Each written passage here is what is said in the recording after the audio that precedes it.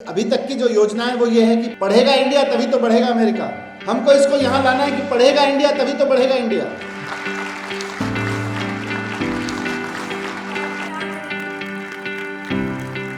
ये बच्चे सब हमारे समाज से आते हैं, हमारे परिवारों से आते हैं। आपकी पूरी टीम ने बहुत मेहनत करके इनको इस योग्य बनाया है कि ये अपना करियर और देश की ज़रूरतों को, देश के विकास में योगदान दे सकें और अपने करियर को आगे बढ़ाने में योगदान दे सकें। इस शानदार एजुकेशन के लिए पूरी IGTW की टीम को मैं बहुत बहुत धन्यवाद देना चाहता हूँ। कोई भी यूनिवर्सिटी किसी देश के सोशल चेंज के लिए और उसके डेवलपमेंट के लिए बहुत अहमियत रखती है। अगर आप दुनिया के इतिहास को यूनिवर्सिटीज़ की दृष्टि से देखने की कोशिश करेंगे तो आप देखेंगे कि दुनिया के विकसित देशों में वहाँ की यूनिवर्सिटीज़ ने बहुत भूमिका निभाई है। और मैं उसको उलट भी कह सकता हूँ कि दुनिया के विकसित देश वही हो पाए हैं जिन्होंने अपनी यूनिवर्सिटीज़ को बखूबी इस्तेमाल किया है विकास के रास्ते में, सोशल चेंज के रास्ते में।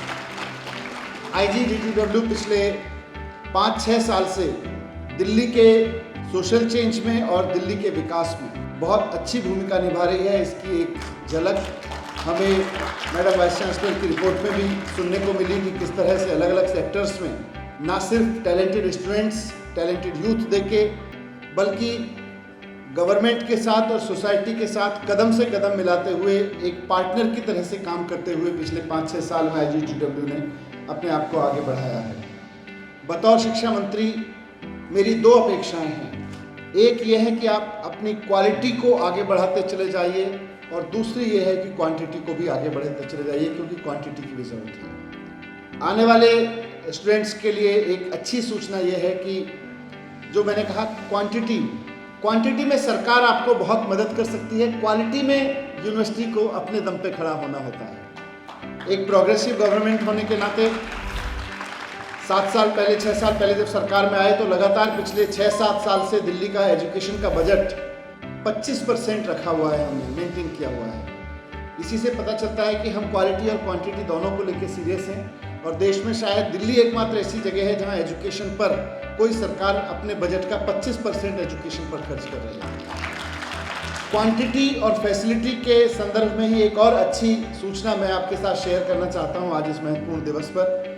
वो ये है कि दिल्ली सरकार DDA से आपकी यूनिवर्सिटी के लिए 50 एकड़ ज़मीन खरीद रही है नरेला में, और IGTW का 50 एकड़ में कैंपस बनाया जाएगा जहां हम और वाइस चांसलर मैडम दोनों मिलकर ब्रेनस्टॉर्मिंग कर रहे हैं। और यहां आपके आर्किटेक्ट के स्टूडेंट्स, आपके सिविल इंजीनियरिंग के स्टूडेंट्स और सभी स्टूडेंट्स, सभी फैकल्टीज़ को भी मैं आह्वान करता हूं कि आप भी पूरी ब्रेनस्टॉर्मिंग करें और क्वांटिटी और क्वालिटी में, ख़ासतौर से क्वांटिटी और क्वालिटी फैसिलिटीज़ के चैलेंज को कि किस तरह से 50 एकड़ में हम कम से कम 25,000 स्टूडेंट्स को अच्छी एजुकेशन दे सकें, उस चैलेंज को हमें मीट करना है। आज इस कन्वोकेशन डे पर मैं ये अपने एक डिमांड कह लीजिए, आप अपनी इच्छा कह लीजिए, एक सपना कह लीजिए, आपके सामने ज़रूर रखना चाहूँगा। और ख़ास तौर से एक ऐसे अवसर पर जब देश की एक बहुत बड़ी साइंटिस्ट हमारे बीच में चीफ गेस्ट के रूप में बैठी हैं, क्योंकि हमें केवल और केवल इस बात से खुश नहीं होना है कि हमारे कितने बच्चे कितने करोड़ के पैकेज में और कितने लाख के पैकेज में कहाँ कहाँ नौकरी पे जा रहे हैं। This is one of the biggest achievement we have. और बहुत देश के साथ हम बहुत गर्व के साथ आज हम कहते हैं कि हमारी एजुकेशन, हमारी यूनिवर्सिटी की पढ़ी हुई लड़कियाँ कहाँ कहाँ किस किस कंपनी को हेड कर रही हैं या किस किस डिपार्टमेंट को हेड कर रही हैं और कितना शानदार पैकेज ले रही है। हम सब के लिए गर्व की बात है। लेकिन थोड़ा सा एक चिंतन की भी बात है कि जब पराग अग्रवाल ट्विटर के CEO बनते हैं तो सोशल मीडिया पर उन तमाम लोगों की लिस्ट चलती है कि कैसे हमारे देश के, हमारी यूनिवर्सिटीज़ के होनहार बच्चों ने, होनहार लड़के लड़कियों ने जाके दुनिया की सबसे टॉप कंपनियों को हेड किया हुआ है।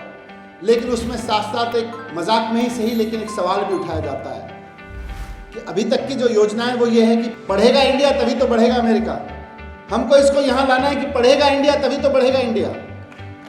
अगर पढ़ेगा इंडिया, इंडिया के हमारे बेस्ट ब्रेन्स केवल और केवल अमेरिका और यूरोप की कंपनियों में जाते रहे तो हमें वापस स्लोगन को एक्चुअली वो ऑफिशियल बनाना पड़ेगा कि पढ़ेगा इंडिया तभी तो बढ़ेगा अमेरिका और यूरोप। हमें वो भी सहयोग देना है, हमें कोई दिक्कत नहीं है, लेकिन हमें ये भी करना है कि पढ़ेगा इंडिया तभी तो बढ़ेगा इंडिया। उसका मतलब है 2 चीज़ें। एक तो एंटरप्रेन्योरशिप, कि हमारे यहाँ से और मैं बार बार कन्वोकेशन के अवसर पर सभी वाइस चांसलर्स को ये रिक्वेस्ट करता रहा हूँ कि जितनी खुशी और जितने गर्व के साथ हम इस बात को सेलिब्रेट करते हैं कि हमारे कितने लड़के कितने लड़कियों ने कितने कितने लाख करोड़ का पैकेज लिया, उतने ही गर्व के साथ हम ये भी सेलिब्रेट करें कि हमारे कितने लड़के और लड़कियों ने ग्रेजुएशन या डिग्री करते ही कौन सी ऐसी कंपनी बनाई जिसकी वजह से इकोनॉमी में इतना योगदान हो रहा है और साथ साथ जॉब मार्केट में इतने का योगदान हो रहा है। वो भी हमको इस मौके पर सेलिब्रेट करने लायक अभी काम उस दिशा में काम शुरू हुआ है, लेकिन होना अभी बाकी है। हैप्पीनेस करिकुलम देश के मेंटर एंटरप्रेन्योरशिप करिकुलम को सक्सेसफुली लॉन्च करने में आपकी यूनिवर्सिटी ने एक पार्टनर की भूमिका दिल्ली सरकार के साथ निभाई है। पर बात दिल्ली सरकार की नहीं है, बात दिल्ली और देश की है। तो उसमें यूनिवर्सिटी की और इस भूमिका को मैं ये कहते हैं ना, दिल मांगे मोर। आप कुछ नहीं करोगे मेरी अपेक्षाएं कम होती चली जाएंगी, आप कुछ अच्छा करोगे मेरी अपेक्षाएं बढ़ती चली जाएंगी, दिल्ली और देश की अपेक्षाएं बढ़ती चली जाएंगी। आप अच्छा कर रहे हैं, आपसे अपेक्षाएं बढ़ती जाती हैं। आज हमारी यूनिवर्सिटी आगे बढ़े और उसमें रिसर्च का क्वालिटी की जब हम बात करते हैं, क्वांटिटी पे तो हम और आप मिलकर काम कर लेंगे, लेकिन क्वालिटी में सिर्फ आइडियाज़ दे सकता हूँ, अपेक्षा रख सकता हूँ, क्वालिटी का पैरामीटर यहीं से तय होगा। मेरा एक गाइडेंस उसमें है कि अपने यूनिवर्सिटी के लिए रिसर्च का एक कोई फील्ड तय कर लें।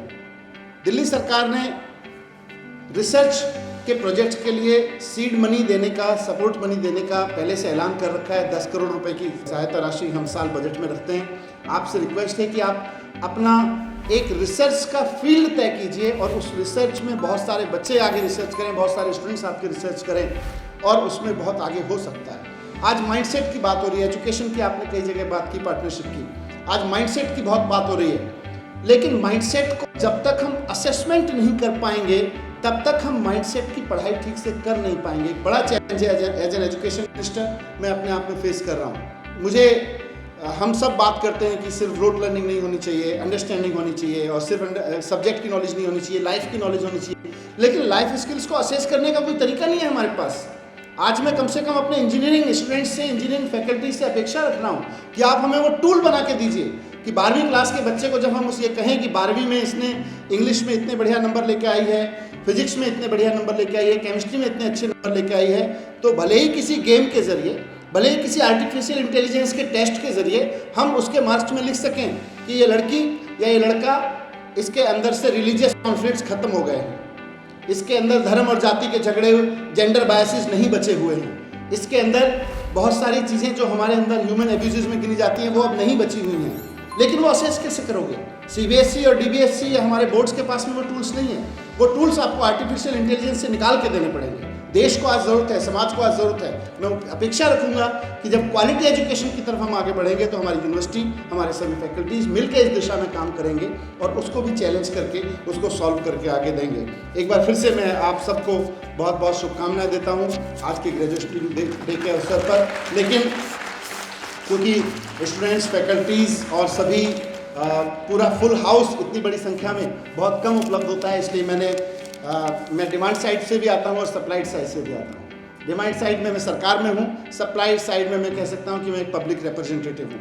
तो जनता की क्या ज़रूरत है, देश की क्या ज़रूरत है, मैं आपके सामने वो भी रखूँगा और सप्लाई साइड से सरकार के रूप में कितना बजट हम आपको एलोकेट कर सकते हैं, कैसे आपको ज़मीन उपलब्ध करा सकते हैं, कैसे फैसिलिटीज़ उपलब्ध करा सकते हैं, उसकी भी मैं बात रखूँगा। आपको बहुत बहुत शुभकामनाएं आज के दिन के लिए और आपके भविष्य के लिए। Thank you very much.